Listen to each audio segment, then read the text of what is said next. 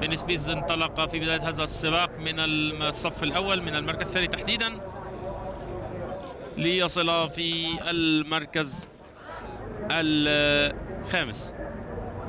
إذن هنا التجاوز الذي قام به خورخي لورينسو لكيسي ستونر، وهو التجاوز الذي منح هذا الدراج الإسباني انتصاره الرابع والثالث على التوالي. حاول ستونر أن ينافس لورينسو، لكن الدراج الإسباني كان بالفعل قد بدأ في رفع وتيرة تأديته ليصل إلى صدارة هذا السباق، ولم يتخلى عنها حتى خط النهاية.